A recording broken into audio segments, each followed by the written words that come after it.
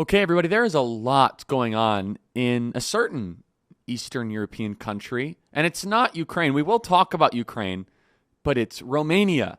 Growing up in Chicago, there were some amazing Romanian Americans that I was raised with, really great people that were passionate about America, and of course also the country of origin of Romania. It's always been a beautiful place. My wife's visited there. She's done a lot of work. But what's going on in Romania is of international significance that everyone here should care about. Canceled elections, people being detained for differences of opinion, and so much more. To help us understand this is the former Prime Minister of Romania. He's a member of the Chamber of Deputies and also a candidate for a new term for the President of Romania, Victor Ponta. Mr. Prime Minister, thank you so much for joining the program and for making time for us today. Please take a second to introduce yourself and welcome to the program. First of all, good morning in America. It's not morning in Romania, but we are really looking for sunnier weather here in terms of politics, and we have great hopes after the new Trump administration came. Yes, I was Prime Minister long time, 10 years ago, when Romania was trying to become a real strategic partner for United States, when Romania was making big economic advances. But in the last years, unfortunately, a sort of network of, like you call it in America, the deep state, took over the power. It was strongly supported by some people in Brussels and even some people in your former administration. Romanian people, they just want to live peacefully, to be a part of Europe, but to have a special relationship with the United States. There was a lot of hope with the new administration, with Trump administration, that we will go back to our shared values. But as you mentioned, and I'm sure you want to get to the point, what happened in the elections showed us that the former system do not surrender, do not accept the vote of the people. Last year in November, it was the first round, which was cancelled based on some allegation never proved. And since then, we are in this turmoil. Officially, we will have new elections in May, but every day something new is happening. And I think that what is happening in Romania, it is significant for the whole fight for freedom of speech, for the will of the people, and change of the former system in US, in Europe, and all over the world. So thank you for that. I know you're running for president again, which is of high consequence and also potential risk given all of the different factors. So let's just repeat what you said and further explain this. So Romania is part of NATO and part of now the Western democratic traditions. And I put that in air quotes. And it's supposed to be a country that would respect democracy and freedom of speech and the will of the people. I don't want to move on too quickly from what you said. There was a nullified presidential election, and what was the accusation, and who was able to make that decision? So let's try to explain something which is difficult to explain even to the Romanian people. The ones who get to vote, they saw a result with two candidates in the second round. One is Mr. Georgescu, the other one, a lady from a very progressive party. They qualified for the second round. It was obvious, according to all the polls and the public mood, that Mr. Georgescu was going to win. And then the Supreme Council of Defending the Country, which is a body chaired by the former president of Romania, who finished his mandate, they recommended the Constitutional Court to cancel the elections based on an allegation that it was Russian and foreign interference in support of one of the candidates. We were all shocked. First, because in our democratic experience in the last 35 years, it was first time that an election is cancelled. Second, because the allegation coming from the former president were so, let's say, really shocking. Russia interference. We've just, us and US and Europe and independent observers, they just said, show us the proof, show us the evidence. We've seen that also in your election, so many allegations of Mr. Trump being supported by Russia, and we haven't seen any evidence up to now.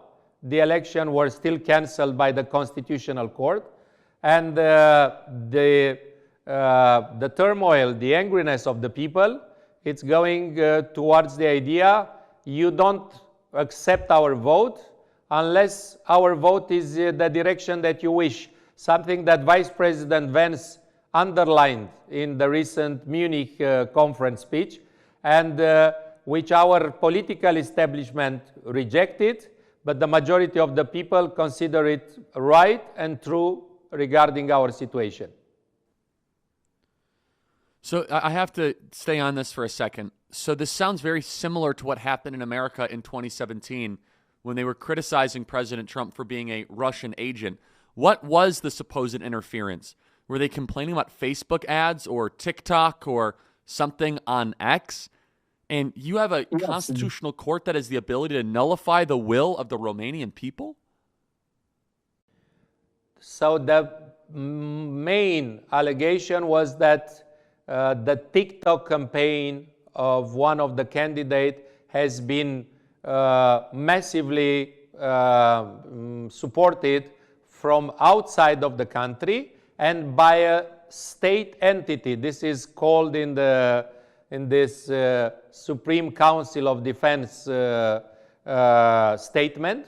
And then, yes, the Constitutional Court in Romania, it has the general right, like it is the Supreme Court in the United States, of defending the Constitution. It doesn't say in any provision that they can cancel the election or they can, it's just guarding the Constitution. And also the Constitutional Court is supposed to certify the result of the presidential election. But it has never interfered before. We had many presidential elections. We had good results and bad results depending on which candidate we supported. But it has, the Constitutional Court, if you ask me very specifically, it's first time in 35 years when it takes such a decision of examining and the cancellation of presidential election. That's why we are all so frustrated and so worried about the real democratic rules, because majority of us, we feel that this is not democratic, that if the people vote, a body made up of 9 people, they can cancel this. Yeah, that's very true, and that's very bluntly said. So let me just ask, the fellow European countries that are defenders of democracy, that are relentlessly lecturing America and Romania about the need for elections and we can't have autocracy, did Germany speak out against this? Did France speak out against this? Did Italy speak out against this? The fact that you guys were not able to have an election, what was the response from the ruling class of the European elite when your election was nullified? Unfortunately, Charlie, it was the response that you, for sure, you will expect. They immediately took the official statement and they supported without having any more data than the statement from Romanian authorities. And they said, yeah, it's obvious that Russia has interfered. And I would also add that your former State Secretary, Mr. Blinken, maybe in 48 hours had the same opinion, and the public, he published his opinion. We support Romanian government and authorities on cancelling the election. When the administration changed, and we are happy for this, it started to be a real debate, and it started to, first of all, the US new government to ask questions. Really, what are your proofs? What are your evidence? How did you take such a decision? How do you want to give us, your partners, clear messages that you will respect the will of the people? But December, regarding your very direct question, the European establishment and the Biden administration, they just took it for granted, the short communication of the Romanian authorities, and they didn't check, they just supported without getting too deep into this. All in the name of democracy, the Western governments who constantly are telling us that autocracy is growing, that for some reason we have to cancel elections. So I know that you're going to be running for president again. I want to get into that. But let me just ask a more broad and general question. Of course, Romania was in the Eastern Bloc for decades and lived under a form of totalitarianism, outsourced totalitarianism, and communism and Marxism. I know you're running for the presidency again, and you were former prime minister.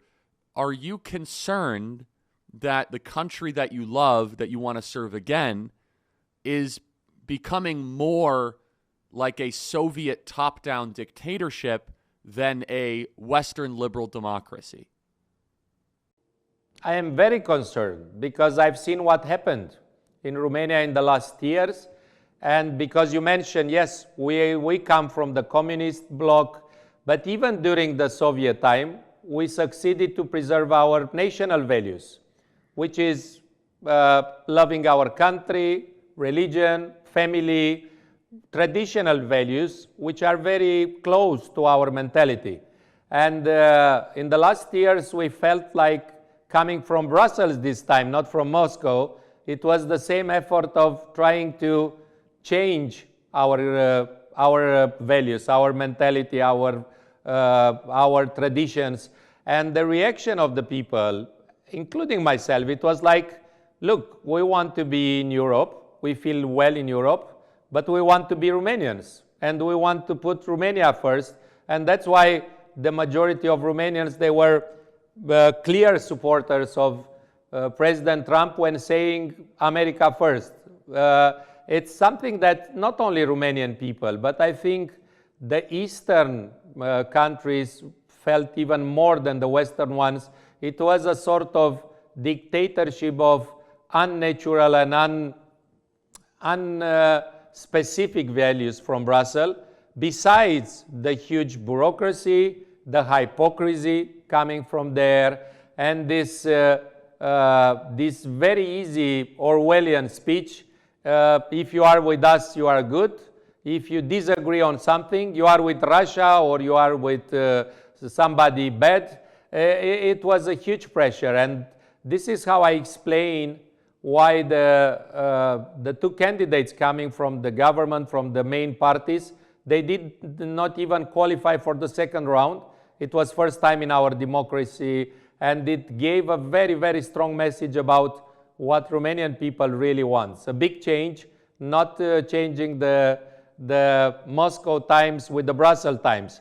We don't love Russia. We are afraid of Russia, but we see United States as being our ally, which will guarantee not only our military safe, but also our values and our democracy and the freedom of speech and everything that we and our parents have fought for. So I want to continue on that, which is, if you are elected prime minister again, how would you position yourself with the incoming Trump administration? Because the new German government seems to be saying we must decouple from the United States. You're running for president, not prime minister. I'm sorry. You're running for president. My apologies. And so if you are president again, how would you position your country with the United States when it comes to not just international and geopolitical matters, but also ones of domestic concern? How should Romania and the United States work cooperatively? I strongly believe that, first of all, the values, most of the values that the Trump administration is trying to reinstate in the United States are not only acceptable, but are feeling very familiar to Romanians. Once again, to put your country on first position, you put United States, and President Trump is doing this. We should put Romania on the first position always, and to fight for our sovereignty and our national interest.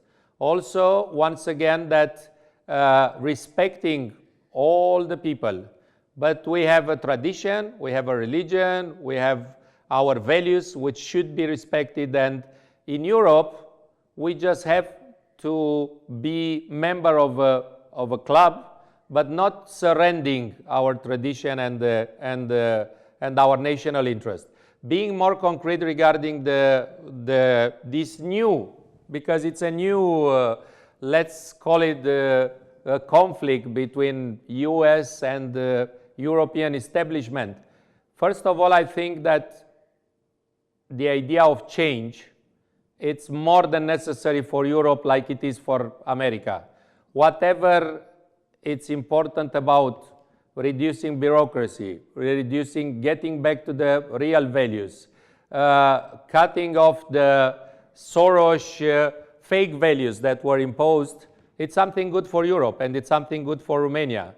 Besides that, in terms of security, Romania wishes to contribute more. We understand that we cannot just say, we don't care, America will defend us against Russia, so it's US concern to bring here military. No, we want to share. We want to have a very pragmatic approach, saying, look, Romania can afford now to pay, to invest more, as long as we have a strong and reliable partner in the United States. And I strongly believe that Europe is going to be weaker without United States. I strongly believe that NATO without United States doesn't exist and doesn't work. And it's the interest of Romania, and it's in the good interest of Europe to strengthen the relationship, military, politically, economically with the United States, not to look for a conflict which will totally be in disadvantage of my country and Europe. During your premiership, the Romanian economy grew quite significantly, and also, what was your proudest achievement when you were prime minister, and what would you have done differently, maybe in hindsight, from 2012 to 2015? So when I was prime minister, this is something that, to my big surprise, my enemies and my friends are sharing. The Romanian economy was growing based on very low taxation and less regulation. And also we strengthened the partnership with the United States. And I was the one to start the big projects with American companies regarding our natural resources. Romania is a very rich country, human richness, but also natural resources. We started the exploration for the natural gas on the Black Sea, so big economic projects which made the life of Romanians much better, and they felt it like this. They felt it in their pockets. They felt it in the quality of education and health. This is something that Romanians really appreciated, to see the economic growth. What I would do differently, and I will do differently, I will take from President Milei of Argentina. I will take maybe not a silver. We are a very rich country in gold. I will take a gold machine and cut our bureaucracy. And also I will start the fight with the only bureaucracy which is worse than Romanian. I mean the Brussels and European bureaucracy. I think this is the biggest problem for development of Romania and Europe. And besides the bureaucracy, because this is very important to mention, the Soros network ruled Romania and it's still ruling. And it doesn't rule Romania in the interest of our people. I think the values that they imposed of us, they were wrong values, and I'm sure that I will assure that Romanians are living every day based on their values, not on imposed values. So thank you for mentioning that. Let's dive a little bit deeper, if that's okay. George Soros is well known here in American circles for pumping billions of dollars into our communities, our neighborhoods, our district attorney races, trying to thwart the will of the people and trying to turn America into an open border, no crime enforcement, weakened, disastrous country. What specifically has George Soros and his foundation, Open Society Foundation, done in your country? And if you win the election, what would you do about it? The worst thing that people financed and supported, not only by Soros, NGOs, but sometimes even from your USAID funds. And we were so happy to see that you started in America to unveil how those funds were used and how those funds were used against the interest of the people, but rather to control different countries and different nations. So maybe the worst thing that they do, they try to control the judiciary. And a lot of prosecutors and judges, they just persecuted people because we were promoting different political ideas. They prosecuted people for having different opinion on social networks or in the media. The Soros network build up a sort of network of analysts, reporters, journalists here, influencers, who are just telling us, this is the truth, these are the values, you have to obey to this, or otherwise our prosecutors will prosecute you for something else. And now just crossing my mind, I remember that the biggest protesters against all energy and natural resources projects that we started with big American companies. So the protesters, they were openly financed and supported by Soros. That's why we remained so much looking to our resources without being able to use it for our people. It was a very bad network, and it is still in place, and they are the one telling us right now, Trump is bad, America is bad, we have to fight with them. But thanks God, the public mood this time really changed, and it's not so easy to be intimidated or manipulated like it used to be before. Well, I am thrilled to hear that. So anything else you want our audience to be aware of about why you are running and the stakes, and who is your opposition? What is the contrasting political party? What are they advocating for? It kind of educate our audience the separate visions that are being presented to the Romanian people. So I would just wish to take this great opportunity to talk to you. You have so many followers, so many people in America, first of all, to tell you that majority of American people, they really look to United States like the model for democracy and for freedom. And even my parents, they look to this, and my grandparents, they were waiting for the Americans to free us, to make us live in peace and freedom and democracy. And it's still the same. And I also wish to tell you that all the Romanians, most of the Romanians who are working in America or with US companies, they try to prove that we are good partners and reliable partners. We share the same value. We like to go to church, we like to go to family, we like to love our country and to be allowed to do this. And I'm sure that even that we are not such a big country, but we are a significant country in this area, you can rely on us as long as you find the trustworthy people, I strongly believe that this partnership, it's a win-win. It's not Romanians asking from Americans.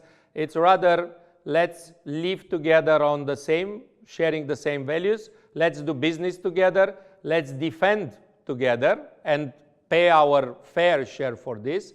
And let's make America great again and make Romania free and independent again. I love it. Let me just play a couple pieces of tape here, and I would love to get your reaction. I'm not sure which one. Let me see here. Let's go to cut 209, please. We're at the point, of course, that the situation has gotten so bad that this December, Romania straight up canceled the results of a presidential election based on the flimsy suspicions of an intelligence agency and enormous pressure from its continental neighbors. Now, as I understand it, the argument was that Russian disinformation had infected the Romanian elections. But I'd ask my European friends to have some perspective. You can believe it's wrong for Russia to buy social media advertisements to influence your elections. We certainly do. You can condemn it on the world stage even. But if your democracy can be destroyed with a few $100,000 of digital advertising from a foreign country, then it wasn't very strong to begin with. Yes, I was listening. Reaction, sir. Yeah, I was listening to the speech of Vice President Vance, and for most of the Romanians, it was like, you see, they come to help us when we need. Our president, our politicians, they were enraged. Oh, it's not true, but yes, it's true. Are we a strong democracy? Then if we are a strong democracy, we don't use undemocratic tools to cancel election. We have to prove if Russia has been involved or not. Otherwise, the people went to vote.